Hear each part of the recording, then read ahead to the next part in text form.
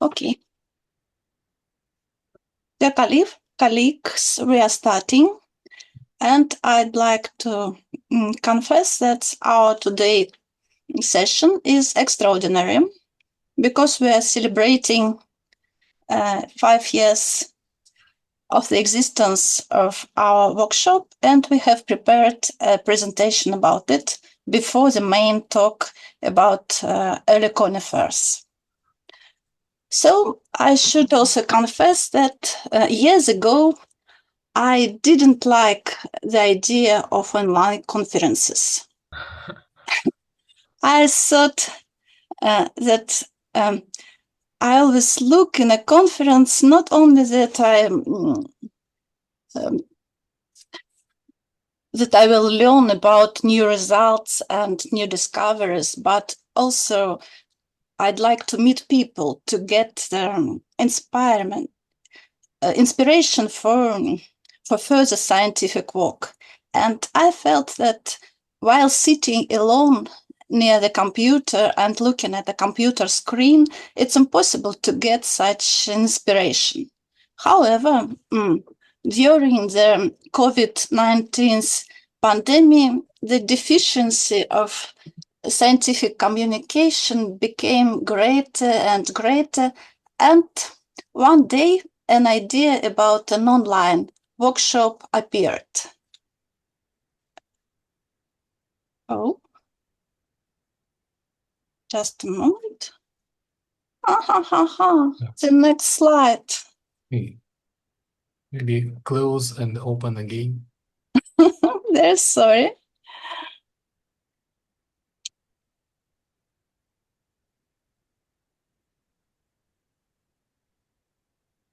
Oh, it works.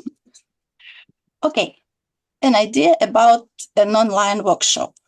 First, we thought about a workshop for our laboratory, but in several minutes, we scaled the idea up to several friendly laboratories, and in several more minutes, we decided that we would run an all-Russia Paleobotanical workshop. We discussed this idea with friendly colleagues from geological and botanical institutions. They agreed to participate. Now, at that step of my talk, I'd like to remark that Paleobotanical Commission, with this very long title, exists at the Russian Academy of Sciences. The Commission is a totally unpaid organization. Nobody, neither the Academy of Sciences nor the Russian government supported financially. I'm the head of this commission. The colleagues who just agreed to participate are members of the commission, and we decided that the workshop will operate under the umbrella of the Paleobotanical Commission. Long story short, in March 2021, we started. Alexei Herman participated in the organizing work very actively, and he was the first speaker of our session. This is a screenshot, the first slide of his very first presentation. Plants, fossil plants as climatic, paleoclimatic indicators. Later, nobody of his co-authors escaped being our speakers. The idea of the workshop: one lecture, one talk that lasts about 1 hour, a bit more, a bit less is okay, followed by questions and answers sections, by discussion unlimited in time. This way, we try to address broader topics and to discuss them at length. Several kinds of talks are welcome at our workshop, such as representation of results of long-term research within the frames of some scientific problem, reviews of problems and prospects of this or that branch of paleobotany and palynology, talks about methods, introductory lectures, talks about new results. This type of talks is particularly popular among our speakers. and a new kind of talk about history of science and prominent scientists. So far, only a few talks of this kind took place, all in Russian, but I still hope that someday a talk in English will take place about a prominent paleobotanist or a prominent palynologist. In a week before each session, I disseminate an announcement with a one-page abstract of the talk. This way, our listeners, if they wish, can do their homework. As to me, I usually do it. We decorate our announcements and also other materials with banners. Look at them. Evgeny Karasov creates them. The banner consists of a plant fossil. There, in tiny font, you may read the name of the fossil, the geography and geology, and the fossil is placed at the background of the color of the year as it is declared by Institute of Color. First, we thought that we will have a constant emblem, but in 2 years, we got tired of it, and starting from 2023, we choose a plant fossil of the year, like this. This year, the Institute of Color chose a color called Cloud Dancer, this one. In my opinion, it is near colorless, and we decided that it's their time to use as a plant fossil of the year an image from a transmission electron microscope. This is a section of pollen grain.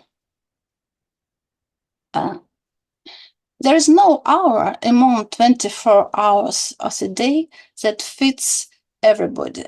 And so for those colleagues who cannot attend our live sessions, we record them, and if the speaker agrees, we upload them to YouTube.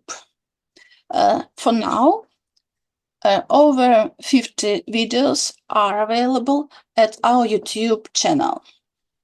The most popular one is a talk by Alexei Herman. The second one is that by Bob Spicer, and the third popular by Svetlana Popova. Our YouTube achievements are extremely modest, but nonetheless, judging from the number of views, I can conclude that not only scientists watch our videos, and so also we did not plan it initially. Our workshop also facilitate to enlighten the public, to make paleobotany more understandable to its fans. At the end of each year, a PDF volume of abstract is issued. The abstract is also available at our website. We decorate the cover with an illustration taken from presentations of the year, like this. You may remark that cuticles samples usually win this competition. Only last year, pollen grains appeared on the cover. Non-Russian speakers first appeared at the end of this semester, of the autumn semester of 2021. The first bird was Evelyn Kostacher, followed by Bob Spicer. When I was preparing this presentation, I rewatched the record of Evelyn's talk, and I was touched very much to see how happy I was to be a chairperson and how happy was Evelyn answering a question. Since then, our workshop became international, but Russian scientists continued to talk in Russian, and I felt that it is quite unfair toward our foreign listeners. So from time to time, I tried to convince somebody to present the results in English, but in vain, until the spring of 2023, when Lina Golovneva, a paleobotanist from St. Petersburg, submitted an abstract in English without any pressure from my side, and a talk of a Russian scientist in English took place for the first time. Now I try to maintain a balance between talks in Russian and talks in English.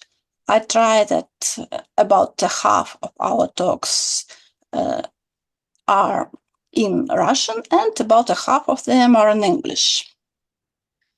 Some statistics, geographical range within this span. I did include the information for this year, and also this information is a bit simplified because I count only speakers and disregarded their co-authors in case of collaborative talks. So the majority of talks comes from Russia, 51, mostly from Moscow, from St. Petersburg, but also from Siberia and from the Russian Far East.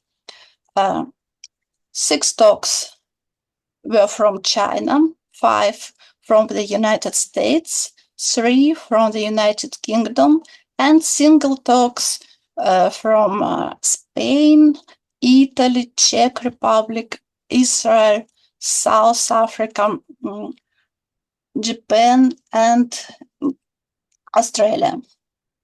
This is an empty continent, and we should work on this. In total, there were 43 talks in Russian and 29 in English. The range of the listeners was wider than that of the speakers.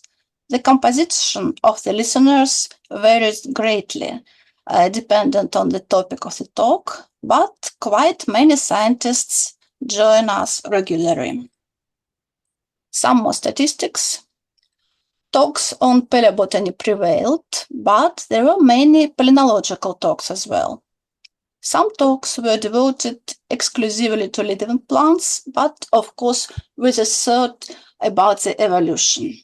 Some discussed both modern and fossil objects, and as we are interested in plant-animal coevolution, we attended 2 zoological talks at our botanical workshop. There were 2 historical talks. I inserted a screenshot from one of them showing you how young once was Armen Takhtajan. The Paleozoic and Mesozoic were more often discussed than the Cenozoic. And this is our choice because the general trend in paleontology is the opposite, and we would like to influence it a bit. In total, 72 sessions took place. The number of listeners varied from 10 to 60, and from 20 to 30 listeners attended the typical session. Well, our panel, our most active speakers. The gold medal goes to Alexei Gomankov with 6 talks, and the silver and bronze medals to Bob Spicer and to Evgeny Karasyov with 3 talks. 14 scientists talked twice, other speakers talked once. And some concluding remarks. Our experience has shown that to organize an online scientific meeting is very simple, and this simplicity certainly compensates the majority of shortages related to remote communication. Moreover, many of the talks that took place at our workshop were only possible in the online format. Online seminars gives inspiration for further scientific work, as they are as good as traditional offline conferences in this. So we still enjoy organizing our workshop, and we are going to continue. If you have any question about the workshop, write to me via this address. Thank you. And Thank you. Very nice. thank you. If you have questions, nice. ask me. This is Haru speaking. Yeah, Next Harold. it would be very nice that if you could send this kind of information to the IOP newsletter. With Please consider pleasure. it. Yeah. I'll send. Thank you. Mm.